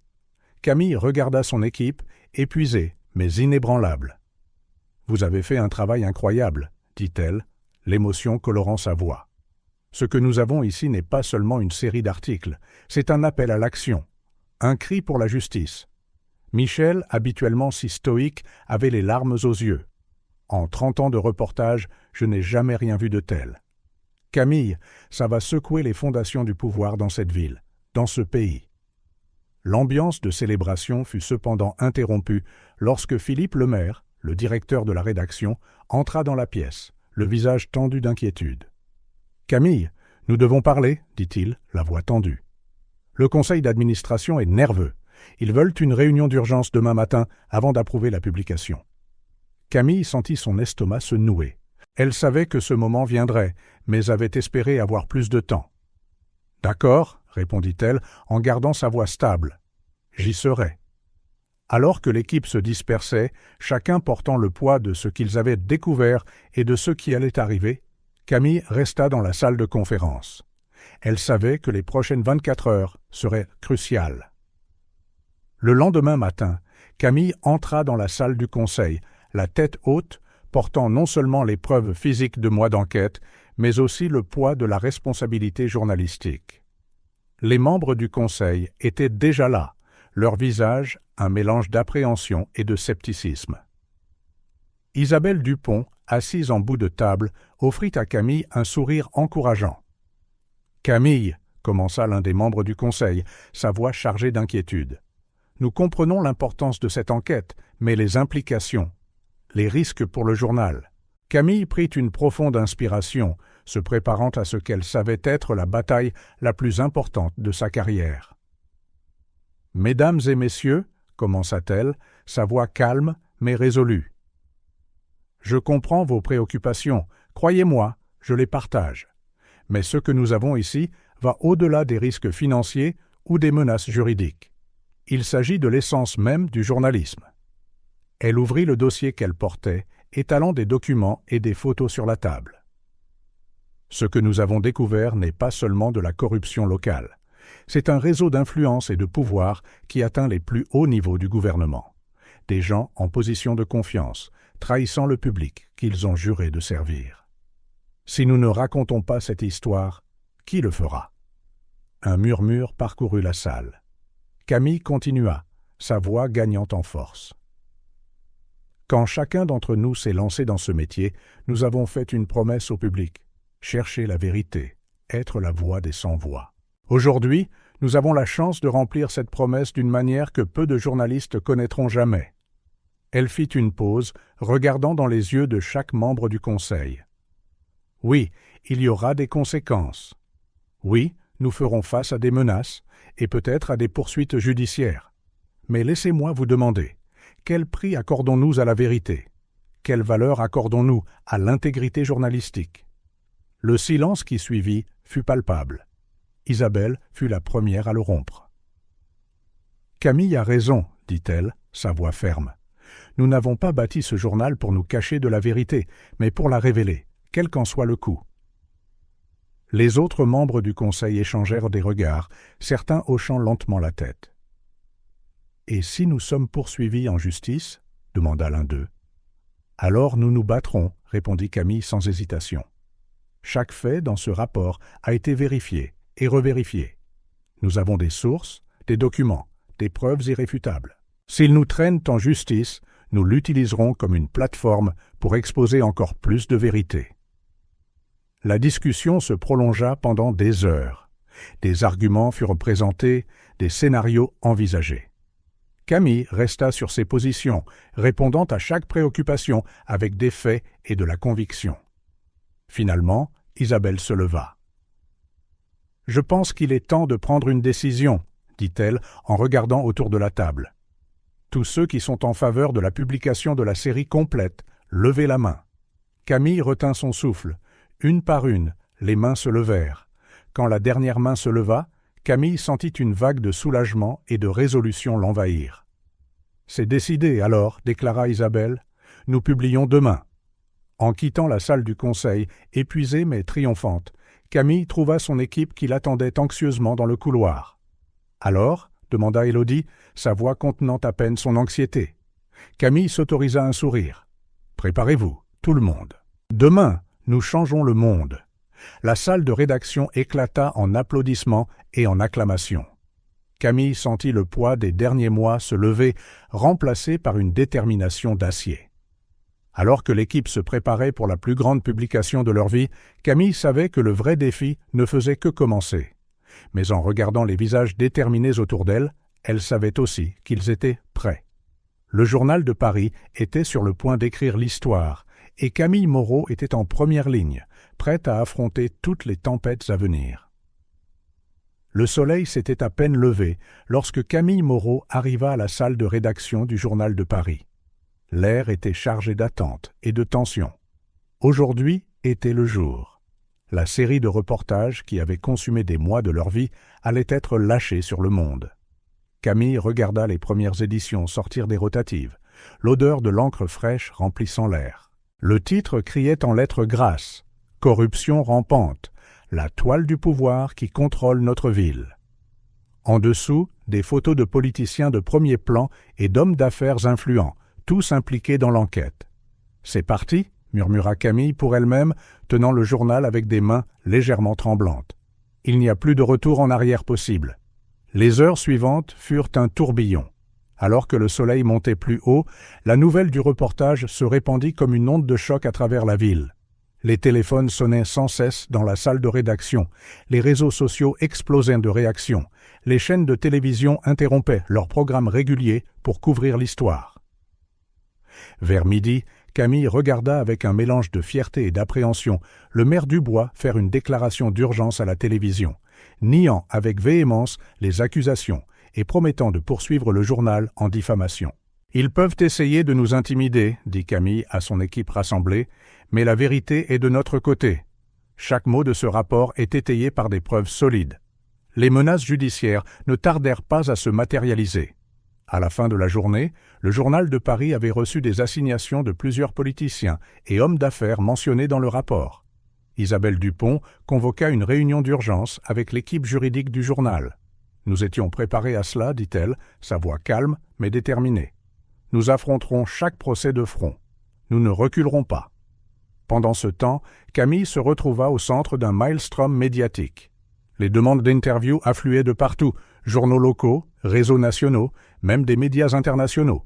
Son téléphone n'arrêtait pas de sonner. « Camille !» appela Élodie, tenant un téléphone. « C'est encore CNN, ils vous veulent au journal du soir. » Camille hésita un instant.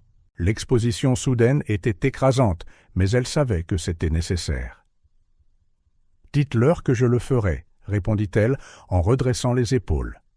Dans les semaines qui suivirent, la ville et le pays furent secoués par les révélations. Des manifestations éclatèrent, exigeant la démission des politiciens impliqués. Des enquêtes officielles furent lancées, le FBI annonçant qu'il se saisissait de l'affaire. Malgré les menaces et la pression, le soutien du public pour le Journal de Paris était écrasant. Des citoyens ordinaires appelaient ou passaient à la salle de rédaction pour exprimer leur gratitude. Le tirage du journal s'envola.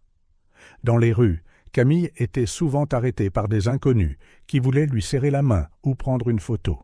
« Vous êtes devenue un symbole, Camille », commenta Michel un jour, en la regardant gérer avec grâce un autre admirateur. Un symbole d'intégrité journalistique. Camille sourit, mais elle sentait le poids de cette responsabilité. « Nous faisons juste notre travail, Michel. Dire la vérité. » Un samedi, environ un mois après la publication initiale, Camille reçut une visite inattendue à son appartement. C'était Isabelle, accompagnée d'une Chloé très excitée. « Désolée de débarquer sans prévenir, » dit Isabelle, mais Chloé n'arrêtait pas de parler de revoir sa super-héroïne. Camille s'agenouilla à la hauteur de Chloé. « Bonjour Chloé, comment vas-tu ?» Les yeux de la fillette pétillaient d'admiration. « Tu es incroyable, Camille. Tout le monde à mon école parle de toi et du journal. Ma maîtresse a même utilisé tes reportages en classe. » Camille sentit une vague d'émotion. Voir l'impact de son travail se refléter dans les yeux d'un enfant était profondément émouvant. « Chloé a une question pour vous, » dit doucement Isabelle. La fillette devint soudain timide.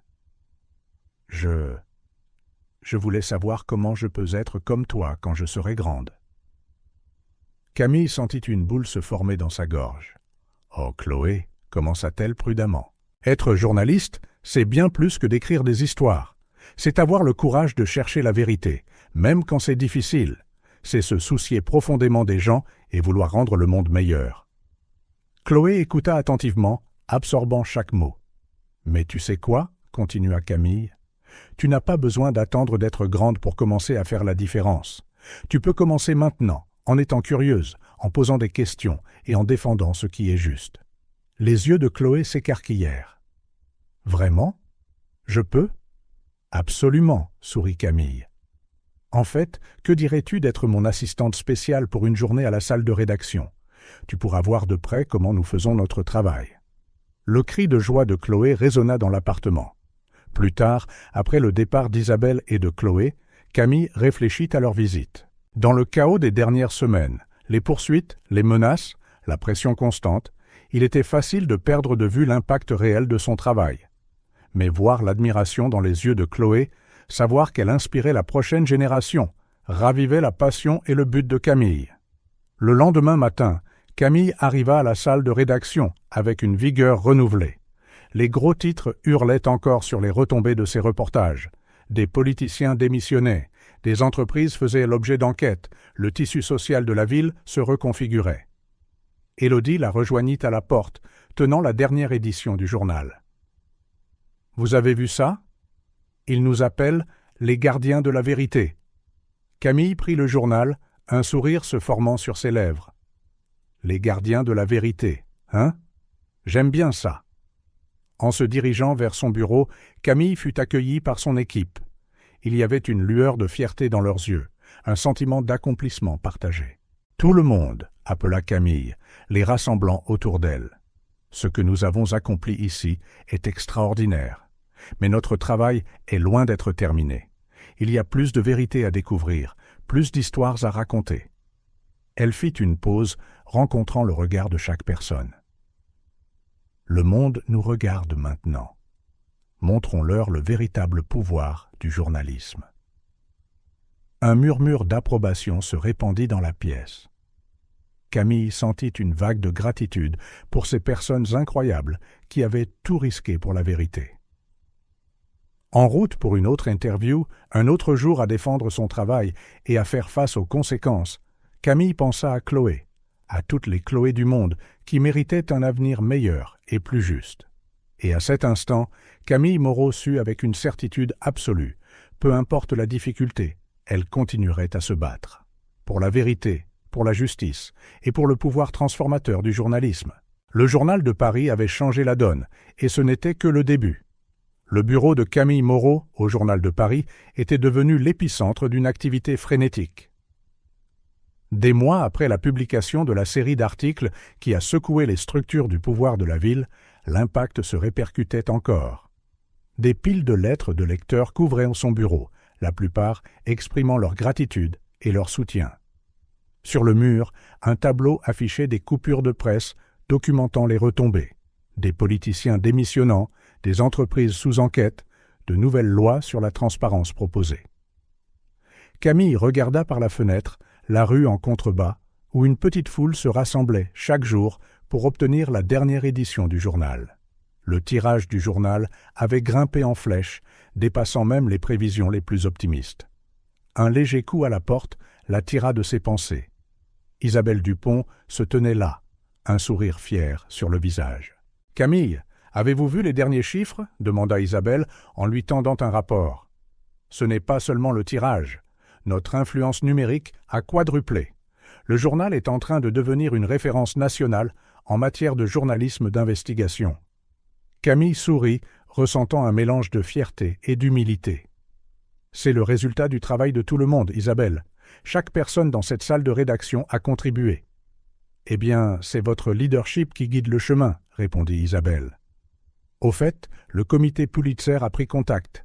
Ils veulent discuter de votre nomination pour l'année prochaine. » Les yeux de Camille s'écarquillèrent.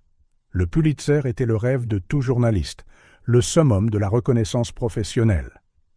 Avant qu'elle ne puisse répondre, cependant, Élodie fit irruption dans le bureau, le visage pâle et tendu. Camille, Isabelle. « Nous avons un problème, » dit Élodie, sa voix tremblante. « C'est à propos du rapport de suivi de la semaine dernière sur le système de blanchiment d'argent. » Camille sentit son estomac se serrer. « Qu'y a-t-il » Élodie hésita, jetant un regard inquiet à Isabelle avant de continuer. « Je passais en revue certaines sources pour notre prochain article quand j'ai remarqué des divergences. J'ai décidé de revérifier les données du rapport précédent et, eh bien, certaines informations ne correspondent pas. »« Que voulez-vous dire par « ne correspondent pas » demanda Isabelle, sa voix sèche. « Certains des chiffres ont été modifiés, » répondit Élodie en déglutissant difficilement. Exagérés pour que l'affaire paraisse pire qu'elle ne l'était déjà. Le silence qui suivit était lourd de terribles implications. Camille eut l'impression que le sol se dérobait sous ses pieds. « Qui était responsable de cette partie du rapport » demanda Camille, bien qu'elle craignît de connaître déjà la réponse. « Pascal Lemaire » répondit Élodie, confirmant les pires craintes de Camille. Il a dirigé l'équipe d'analyse des données pour cet article. Pascal, l'un des rédacteurs les plus respectés du journal, connu pour sa méticulosité et son éthique irréprochable. L'idée qu'il ait pu manipuler des informations était presque inconcevable. « Sommes-nous sûrs » demanda Isabelle, un mélange de choc et de colère dans la voix. Élodie hocha la tête tristement. « J'ai triplement vérifié. Il n'y a aucun doute. » Camille se leva brusquement, se sentant soudainement claustrophobe. « Ça pourrait détruire tout ce pour quoi nous avons travaillé. Si cela se sait, notre crédibilité, nous serons complètement ruinés, » termina Isabelle d'un air sombre. Les minutes suivantes furent un tourbillon d'émotions et de pensées chaotiques. Camille avait l'impression d'être en chute libre, tous les triomphes des derniers mois s'effondrant autour d'elle.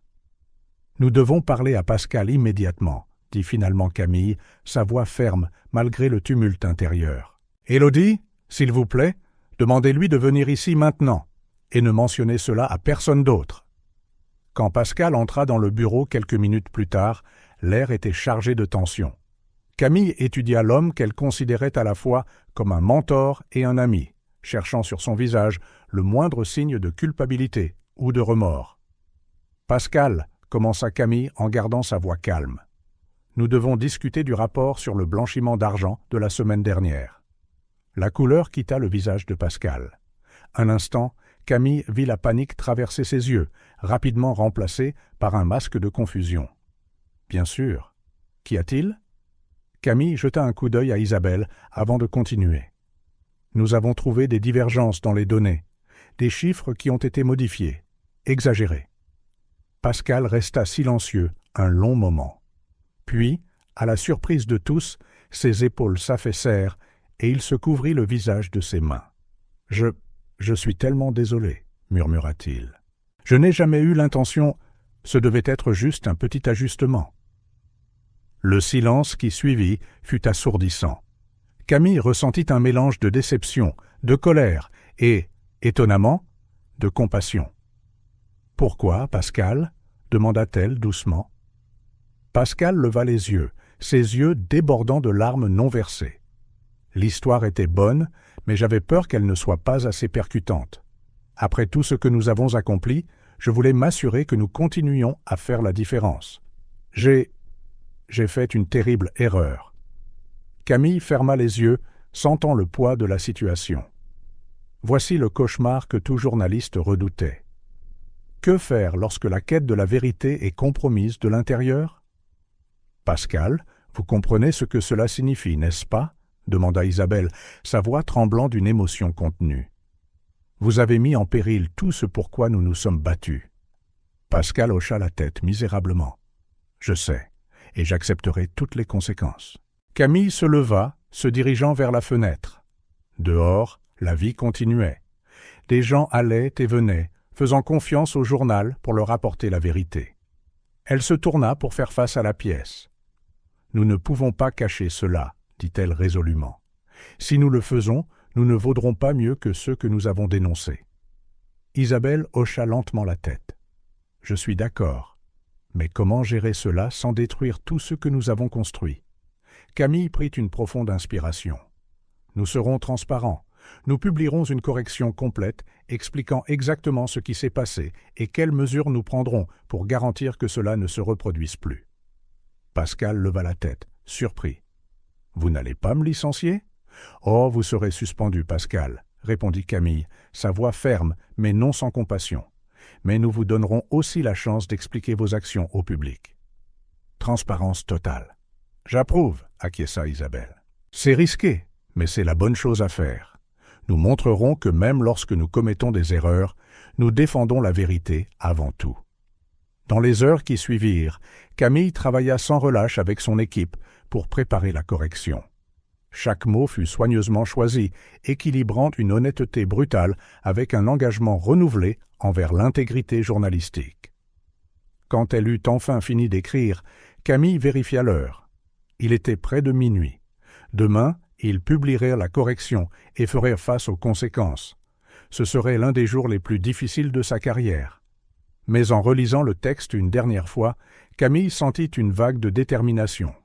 Oui, ils avaient trébuché. Mais en faisant face à l'erreur de front, en choisissant la vérité même quand elle faisait mal, ils réaffirmaient tout ce que le journal représentait. Camille savait que les jours à venir seraient une épreuve du feu. Il y aurait des critiques, des doutes, peut-être même des appels à sa démission, mais elle était prête à affronter la tempête. Car au final, Camille Moreau savait que la vraie mesure d'un journaliste et d'un journal ne résidait pas seulement dans les histoires qu'ils racontaient, mais dans la manière dont ils géraient leurs propres erreurs et échecs. Et demain, le Journal de Paris montrerait au monde que même dans ces moments les plus sombres, la lumière de la vérité brillait toujours. Tôt le lendemain matin, Camille Moreau franchit les portes du Journal de Paris. Le bâtiment était presque vide, à l'exception de quelques membres du personnel de nettoyage et des rédacteurs de nuit qui terminaient leur service. Camille préférait cela ainsi. Le silence lui donnait l'espace de réfléchir, d'enquêter.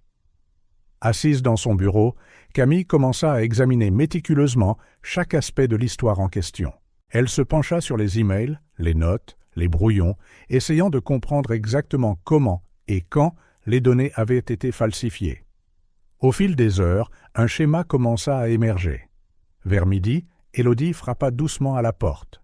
« Camille, j'ai trouvé quelque chose que vous devriez voir. » Élodie entra, portant un dossier. « J'ai parcouru les journaux système. On dirait que Pascal a apporté des modifications aux données finales tard dans la nuit, quelques heures seulement avant la publication. » Camille sentit son cœur se serrer. Les preuves étaient claires, mais elle avait encore du mal à croire que Pascal, un journaliste qu'elle respectait si profondément, ait pu faire cela. « Merci, Élodie, » dit Camille, la voix lasse. « S'il vous plaît, demandez à Pascal de venir dans mon bureau. » Quelques minutes plus tard, Pascal entra, son visage un masque de calme professionnel.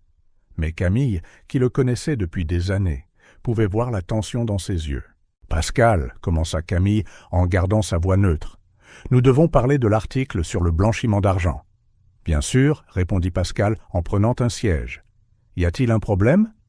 Camille l'observa attentivement. « Nous avons découvert des divergences dans les données. Des changements de dernière minute. Savez-vous quelque chose à ce sujet ?» Un instant, une lueur de panique traversa le visage de Pascal, rapidement remplacée par un air de confusion. « Des divergences ? Non, je ne sais rien. Peut-être une erreur de frappe. » Camille ressentit une pointe de déception. Elle avait espéré que Pascal serait honnête dès le début. « Pascal, nous avons les journaux système. Nous savons que vous avez apporté des modifications la nuit précédant la publication. » Le silence qui suivit fut lourd. Pascal regarda ses mains, puis de nouveau Camille, le remords remplissant ses yeux. « Je suis désolé, Camille. Je ne voulais pas... » Ce devait être juste un petit ajustement. Camille ferma brièvement les yeux, sentant le poids de sa confession. Quand elle les rouvrit, sa voix était ferme, mais teintée de compassion. « Pourquoi, Pascal ? Pourquoi risquer tout ce pourquoi nous nous sommes battus ?» Pascal passa une main dans ses cheveux, paraissant soudain plus âgé.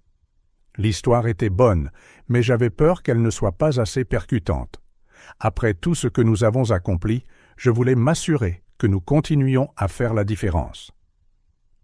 J'ai fait une terrible erreur. » Camille hocha lentement la tête, absorbant ses paroles.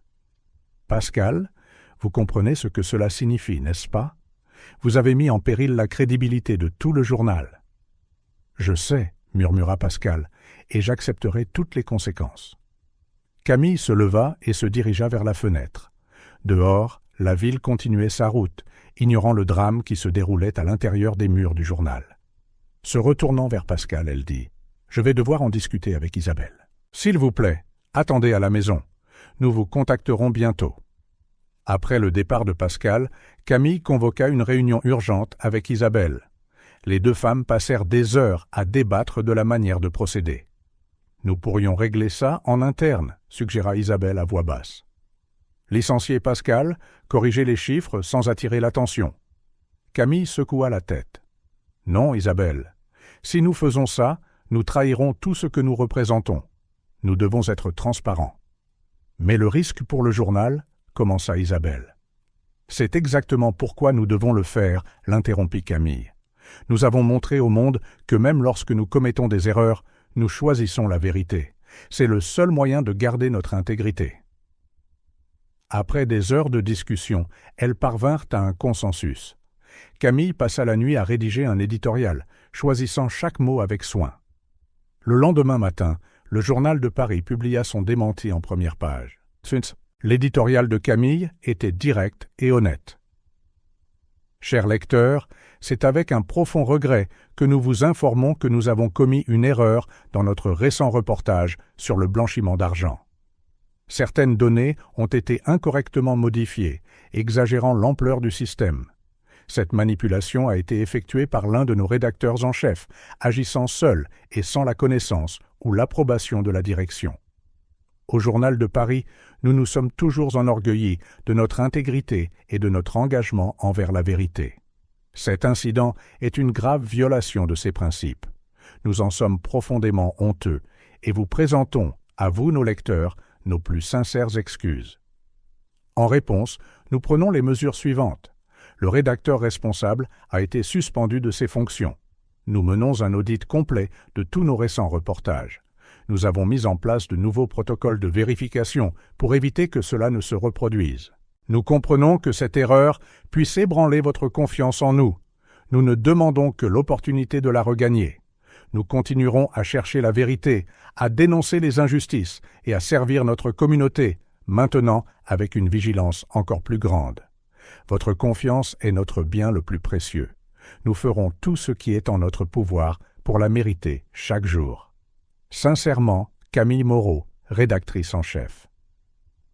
Les réactions furent immédiates et intenses.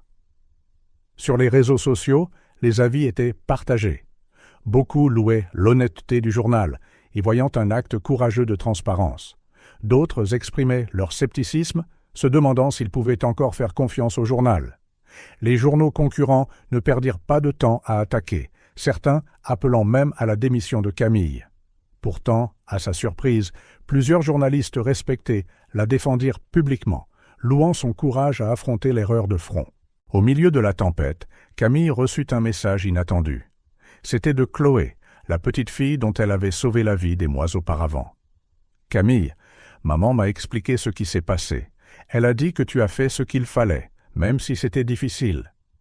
Tu es toujours ma super-héroïne. » En lisant le message, Camille sentit les larmes lui monter aux yeux. Le chemin à parcourir serait difficile, mais elle savait qu'ils avaient fait ce qu'il fallait.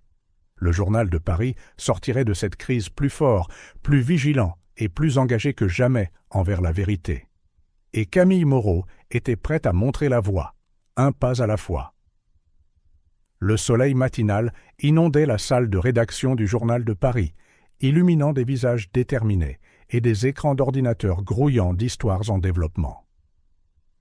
Camille Moreau observait la scène depuis l'encadrement de la porte de son bureau, un doux sourire aux lèvres.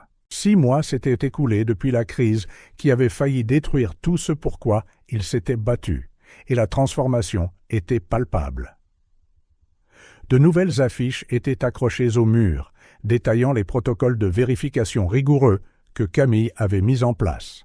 Chaque fait, chaque chiffre, chaque citation subissait une triple vérification méticuleuse avant publication. Ce qui semblait au départ fastidieux devint bientôt une partie intégrante de la culture du journal. « Camille ?» La voix d'Élodie la sortit de ses pensées. « Les nouveaux stagiaires sont arrivés pour le programme de mentorat. » Camille hocha la tête, sentant une vague d'excitation. Le programme de mentorat pour jeunes journalistes était son projet le plus récent et le plus cher. « Très bien alors. Allons-y. Il est temps de façonner l'avenir du journalisme. » Dans la salle de conférence, Camille se retrouva face à une douzaine de jeunes visages impatients. Leurs yeux brillaient de la même passion qu'elle se souvenait avoir ressentie au début de sa propre carrière. « Bienvenue au Journal de Paris », commença Camille, sa voix chaleureuse mais ferme. « Vous n'êtes pas ici seulement pour apprendre le journalisme, mais pour comprendre l'immense responsabilité qui accompagne ce métier. L'intégrité n'est pas juste un joli mot pour nous, c'est le fondement de tout ce que nous faisons. » Au cours des semaines suivantes, Camille passa d'innombrables heures sur le programme de mentorat, partageant non seulement des techniques et des compétences, mais aussi les dures leçons qu'elle avait apprises en cours de route. L'impact des changements au journal ne passa pas inaperçu. Progressivement, mais sûrement, la confiance du public fut restaurée. Les ventes grimpèrent à nouveau, dépassant même les chiffres d'avant la crise. Plus important encore, le journal devint un phare du journalisme éthique, d'autres organes de presse cherchant des conseils pour mettre en œuvre des pratiques similaires. Un après-midi ensoleillé d'automne, Isabelle entra dans le bureau de Camille, tenant une enveloppe. « Devinez qui vient d'être nominé pour le prix Pulitzer du service public ?» annonça Isabelle, ses yeux brillants de fierté. Camille cligna des yeux, stupéfaite. « Nous ? Après tout ça ?» Isabelle hocha la tête en souriant. « Pas malgré tout ça, Camille. À cause de tout ça. Le comité a spécifiquement cité notre transparence pendant la crise et les réformes qui ont suivi comme un exemple de leadership éthique dans le journalisme. Les larmes que Camille avait retenues pendant des mois se déversèrent enfin. C'était la validation que tous les sacrifices, toutes les nuits blanches, toutes les décisions difficiles en avaient valu la peine. Quelques semaines plus tard, sur une scène à New York, Camille accepta le prestigieux prix. En balayant l'auditoire du regard, elle vit des visages familiers, son équipe, Isabelle, et même Chloé et sa mère. « Ce prix, dit Camille au micro, n'est pas seulement une célébration de notre travail. C'est un rappel du pouvoir et de la responsabilité que nous détenons en tant que journalistes. C'est un appel à être meilleur, plus éthique, plus courageux dans notre quête de la vérité. » Le discours de Camille résonna bien au-delà de cette salle. Dans les semaines qui suivirent, elle reçut une invitation qu'elle n'aurait jamais pu imaginer: diriger une initiative mondiale sur l'éthique du journalisme, en collaboration avec des organes de presse du monde entier pour élever les normes professionnelles. Un soir tranquille, Camille se retrouva sur la terrasse du toit du journal avec Isabelle et Chloé, contemplant la ville qu'elles avaient aidé à transformer. « Tu sais, ils utilisent tes histoires dans les cours d'éthique à l'université maintenant, » commenta Isabelle en souriant. Camille secoua la tête, s'émerveillant encore de l'impact de son travail. « Parfois, je n'arrive toujours pas à y croire. » Chloé, maintenant un peu plus âgée et encore plus curieuse, tira sur la manche de Camille. « Alors, tu vas vraiment voyager dans le monde pour enseigner aux autres journalistes ?» Camille s'agenouilla à la hauteur de la fillette. « Oui, c'est ça. Mais tu sais quoi? Peu importe où j'irai, je me souviendrai toujours du jour où j'ai rencontré une petite fille courageuse qui a changé ma vie. » Chloé sourit, ses yeux brillants. « Et je me souviendrai toujours que ma super-héroïne préférée utilise un stylo au lieu d'une cape. » Les trois rirent, leur joie faisant écho dans la nuit. Plus tard, seule dans son bureau, Camille prit une photo encadrée sur son bureau. C'était elle, des mois auparavant, sauvant Chloé de ce quasi-accident. En contemplant l'image, Camille réfléchit à la façon dont un seul moment de courage avait déclenché une chaîne d'événements qui avait transformé non seulement sa vie, mais aussi la vie d'innombrables autres personnes. Elle pensa à toutes les histoires qu'ils avaient racontées, à toutes les injustices dénoncées, à toutes les vies impactées. Elle pensa aux jeunes journalistes qu'elle encadrait, à la confiance renouvelée du public et à la chance de façonner l'avenir du journalisme à l'échelle mondiale. En reposant la photo sur son bureau, Camille sourit sereinement. Le chemin n'avait pas été facile et elle savait que de nouveaux défis surgiraient inévitablement. Mais maintenant, plus que jamais, elle était prête à y faire face. Parce que Camille Moreau avait appris la leçon la plus importante de toutes, le vrai courage ne consiste pas à ne jamais tomber, mais à se relever plus fort et plus déterminé à chaque fois. Et alors que le soleil se couchait sur la ville, peignant le ciel de nuances d'or et de rose, Camille sut que ce n'était pas la fin de son voyage. C'était seulement le début d'un nouveau et passionnant chapitre.